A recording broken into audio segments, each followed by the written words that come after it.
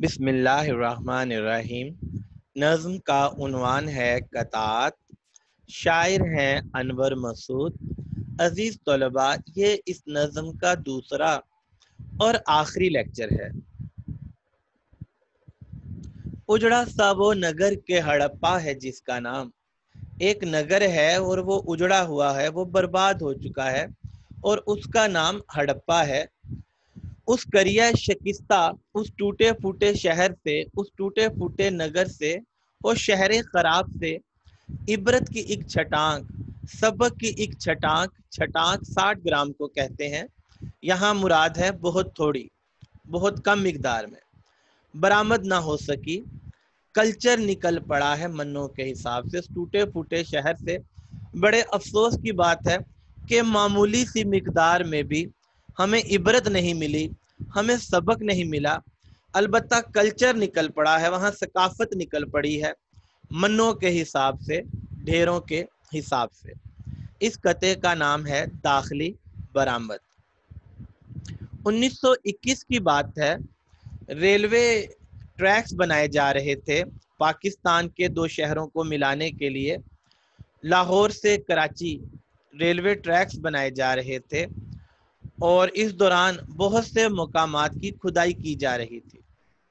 1922 میں John Marshall, جو ماہر آثار قدیمہ تھے، انہوں نے صوبہ سندھ کے شہر لاڑکانہ سے 27 کلومیٹر کے فاصلے پر موہنجو داڑو کے ٹیلوں کی کھدائی کی، اور یہی عمل انہوں نے پنجاب کے شہر ساہیوال سے 24 کلومیٹر کے فاصلے پر ہڑپا کے جو ٹیلے تھے وہاں پر بھی کھدائی کی، اسی عمل کو وہاں پر دہرایا۔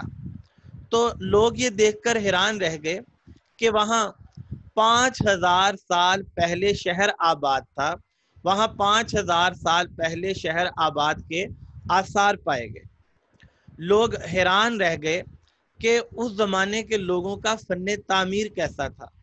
تو پتہ چلا کہ وہاں اس زمانے میں جو لوگ تھے وہ ہوادار گھروں میں رہتے تھے، اور یہاں تک کہ تہہ خانوں کا بھی استعمال وہ لوگ جانتے تھے۔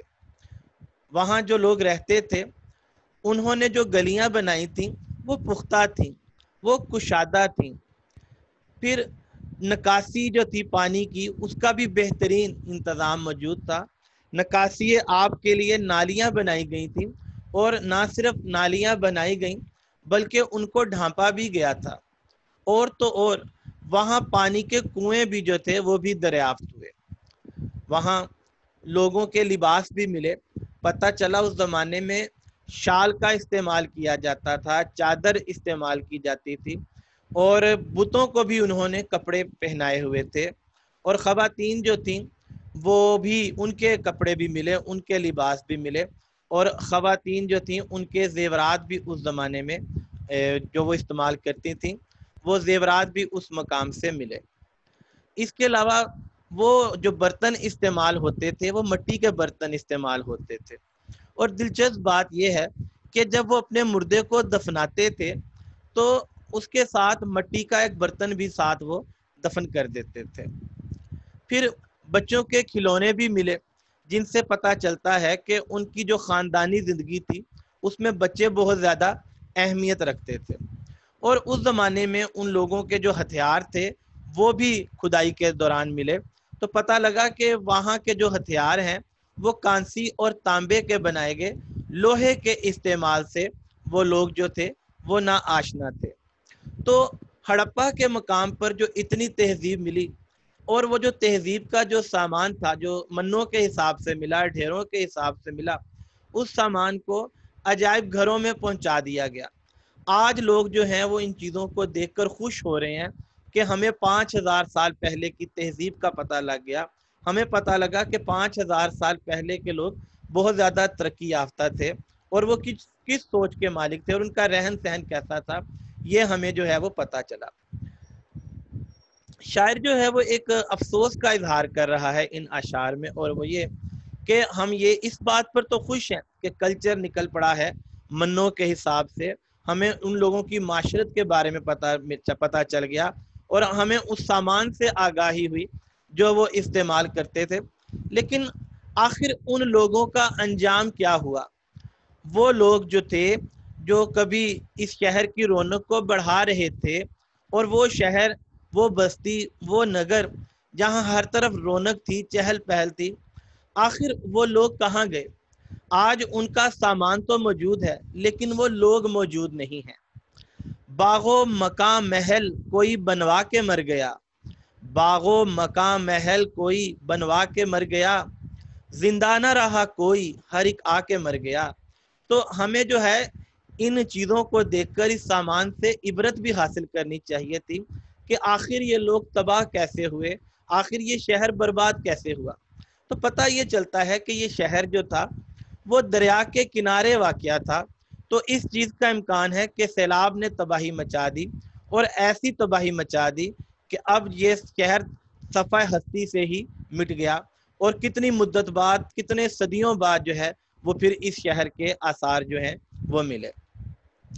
قرآن مجید میں یہ کہا گیا ہے کہ خشکی اور تری میں لوگوں کے اعمال کے سبب فساد پھیل گیا ہے، خشکی اور تری میں لوگوں کے اعمال کے سبب فساد پھیل گیا ہے، تاکہ خدا ان کو ان کے بعض اعمال کا مزہ چکھائے، عجب نہیں کہ وہ باز آ جائیں۔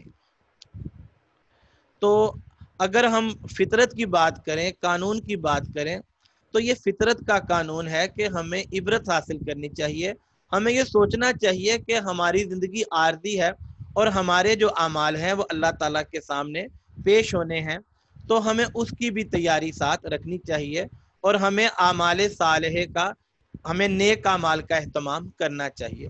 اگر اعمال برے ہوں گے تو اس پر جو ہے وہ تباہی آتی ہے، اس پر بربادی آتی ہے، اس پر جو ہے وہ قدرت جو ہے وہ اپنی ناراضگی کا اظہار کرتی ہے۔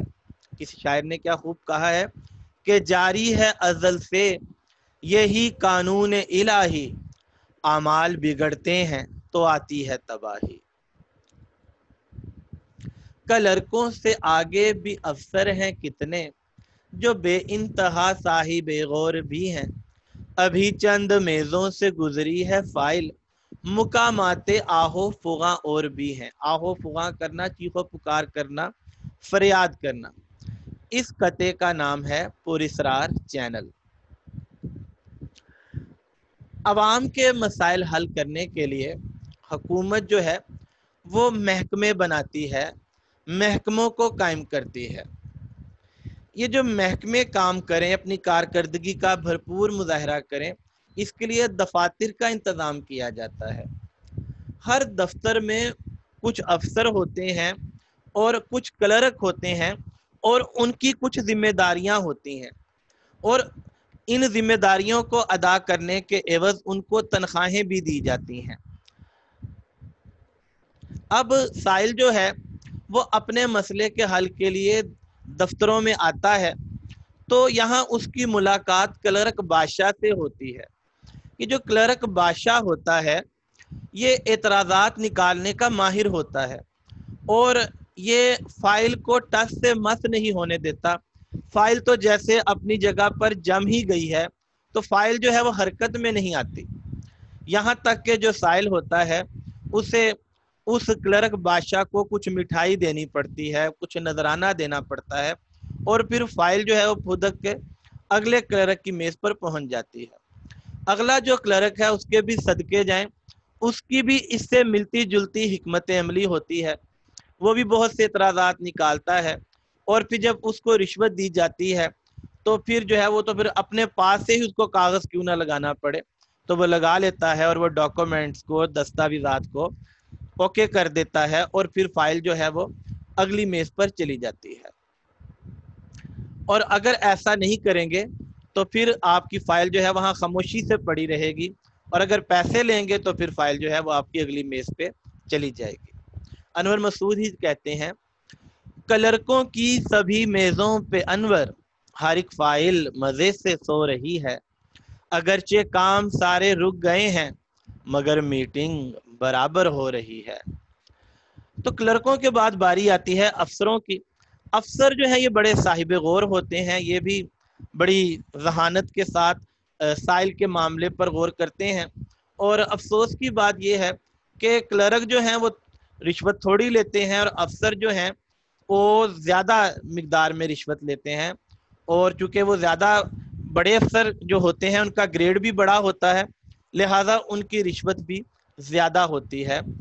ایک شاعر ہیں اسد جعفری، وہ کہتے ہیں ایک سائل مجبور نے رشوت کا لفافہ افسر کو اسد میز کے نیچے سے دیا ہے طرفہ تماشا ہے انوکھا تماشا کہ اسی میز کے اوپر تختی پہ لکھا ہے خدا دیکھ رہا ہے۔ تو شاعر جو ہیں انہوں نے ہمارے دفتری نظام پر چوٹ کی ہے، اور شاعر جو ہیں وہ ہمیں بتانا چاہتے ہیں کہ جو ہمارا دفتری نظام ہے وہ ایسا نظام ہے کہ جس میں بہت بہتری کی گنجائش ہے، اور جو کلرک ہیں اور جو افسر ہیں ان کو ضروری ہے کہ وہ ایمانداری کی حکمت عملی اپنائیں اور ایمانداری سے کام کریں تاکہ سائل کو کوئی پریشانی نہ ہو۔ شاعر کا جو انداز ہے وہ ان اشعار میں مزاحیہ ہے۔ اس شعر میں چوتھے مصرے میں تضمین کی گئی ہے۔ تضمین کیا ہے جی؟ تضمین جب ایک شاعر کسی دوسرے شاعر کا ہم وزن مصرع اپنے کلام میں لگاتا ہے تو اسے تضمین کہتے ہیں۔ ایک شاعر جب دوسرے شاعر کا ہم وزن مصرع اپنے کلام میں لگاتا ہے تو اسے تضمین کہتے ہیں۔ مثال کے طور پر علامہ اقبال کا ایک شعر ہے، اگر کھو گیا ایک نشے من تو کیا غم، مقامات آہو فغاں اور بھی ہیں۔ تو علامہ اقبال کا یہ شعر ہے، اگر کھو گیا ایک نشے من تو کیا کم، مقامات آہو فغاں اور بھی ہیں۔ تو شاعر نے علامہ اقبال کا ایک مصرع لیا، علامہ اقبال کا ایک ہم وزن مصرع لیا اور اپنے قطعے میں آخر میں لگا دیا۔